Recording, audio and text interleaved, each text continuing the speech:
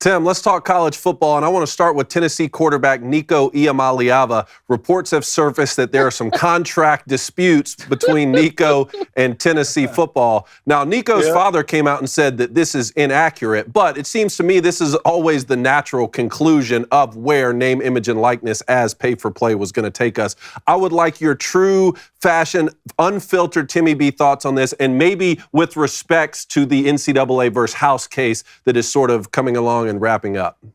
Well, it's to me, it's laughable, but at the same time, players are going to do this, David, as long as there are no guardrails. This is just an example of why it was incumbent upon Greg Sankey and Tony Petitti, the leaders of the Big Ten and the SEC, and the other Power Four conference commissioners, Yormark and Phillips, to get up to the Capitol immediately after the Final Four and start saying, "Hey, we gotta get this done. We need some help from you guys," because what didn't seem to be feasible at all, and people love to throw dirt on Congress dealing with any issue in sports, saying, "Oh, hey, don't they have something more important to do?" You know, our society tends to look down its nose at sports all the time. Let's be society's whipping boy. Okay, we don't do it with the creative arts. Okay, we don't do it with the drama department. But we sure as hell do it with sports. But we do have a really good chance now with some of the bills that are being discussed in a bipartisan way, by the way. There are some Democrats, not many, but there are some Democrats that feel similarly to those that on the Republican side that believe that we've got to establish some sanity to what's transpiring now in intercollegiate athletics. With the House, the Senate, and the executive branch being all red, I think there is a chance we could see something done on their end. Okay. Now, are they working to serve themselves and the commissioners and the schools as a single body? Or is this a play? And this is what I really would love to know. If I were a fly on the wall, I'd really love to know. Are they trying to serve Charlie Baker, you know, a Republican governor from a blue state who's trying to hold on to the checks that the NCAA continues to get, which I believe will end if no changes are made in 2032. The only thing that they do right is the NCAA basketball tournament. And frankly, lately, all they've done is undermine the cash cow, you know, with the portal opening where it is and all that. I know some people say, well, these kids have to get their lives together. There's 364 Division I basketball teams, but only 68 of them get into the tournament. Well, the bottom line is this is not in the best interest of the sport, regardless. And those that are in charge, that are looking out for the future plans of college athletics, need to be those that know what the hell's going on. The presidents don't, and Charlie Baker serves the presidents. He doesn't serve those conferences. He serves at the feet of the presidents of these schools, who many times either don't get it or are absolutely working to undermine its very existence. And that's why I think the break needs to take place. So to put a button on this, what percentage chance would you say that Nico Iamaleava does not suit up for Tennessee this fall? I'd say it's probably 50-50. Really? Wow. See, I'd say it's probably 50-50 because with no, at least, again, we're talking right now. Yeah. We're talking in the moment, okay? He can threaten all he wants, right? He can threaten all he wants right now. We still have a lot of time. But do I think it'll happen? No. But the threat of it happening, David, is the concern here. And it has gotten laughable. Look at the kid from Michigan State who was hugging Tom Izzo and telling him how much he loved him, Alman, and the next day he puts his name in the portal. Yeah. I mean, they've become actors. These guys, these players now, with the help of their quote-unquote advisors, a.k.a. agents, they've become thespians, okay? These guys know how to act, okay? They know how to play both ends of it. There are a lot of things about this generation that we can poke holes at, about toughness or lack of toughness, but what they do know how to do is manipulate. They're really good at manipulation. Thespian, is that when you see in the future? See, I thought that's, I thought was like when you like, I thought a thespian was when you like girls and guys. I think that's I think that may be something different. Hey, I was ahead of my time, fellas. In 1972, in my yearbook, I was both a jock and in the jock side of the yearbook, and I was also in the National Thespian Society. Yeah, got all the films. Timmy B just hedged his bets with the girls. I do, before we move off this, though, there's a couple things like contextually that I want to point out, because this is the perfect example of the people who are like, oh no, college sports is losing its essence and turning into the professional. This is like one of the biggest gateways and one of the biggest fears that we've had. So I want to put some context here, because Nico's father has come out and said no, because the report was that Nico was threatening basically to enter the transfer portal or not play for Tennessee if he didn't get certain financial or NIL demands met. Now, that was reported from a buddy of ours, Pete Nakos at On3, who we got a lot of respect for, and who, I think does a really good job. But then his father came out and said, none of this is true. I talked to Pete, because the claim from Pete Nakos was that a source within Tennessee's coaching staff or support staff had told him this. Nico's father comes out and says that is not true. But to me, it goes to the broader point of what David was saying. And when people are like, oh, well, coaches can go wherever they want, whenever they want.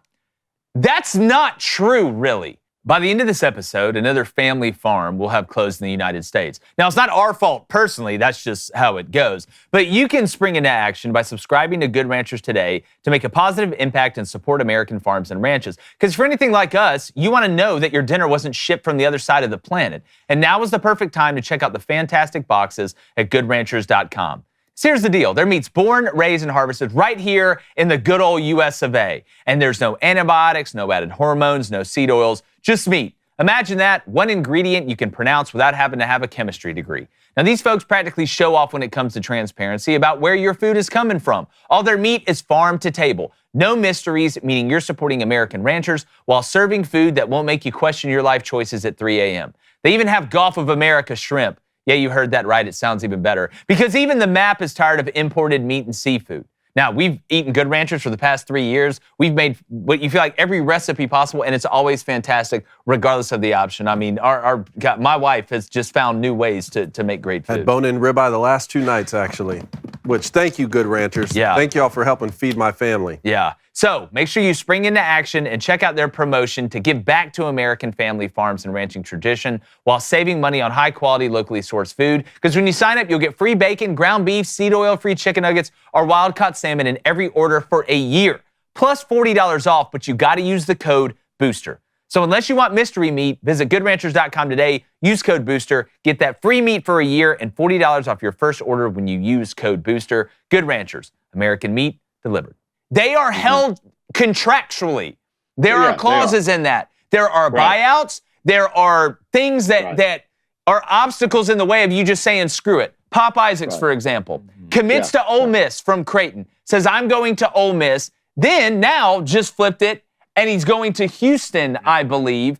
So none of the contracts, and you've had guys that have signed deals, I'm trying to think of the player's name, that had signed a deal with his university to come back. And then said, you know what, even though I signed that, I'm still going to go somewhere else. And there's no penalty for it.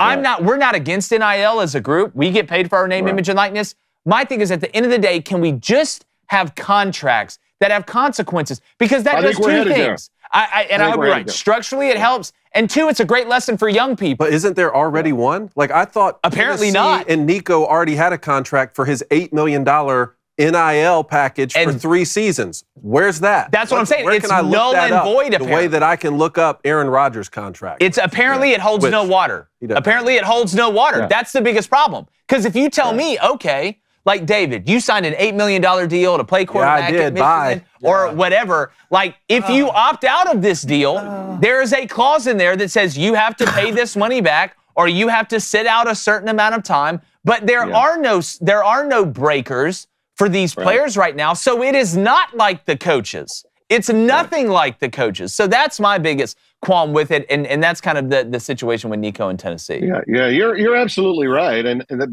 But this is sort of, again, the perplexing problem that I have with how we handle all these types of stories. And that is when they begin to dominate everything here and everything, and you have to discuss it because it's a story that's out there. You have to go down that route.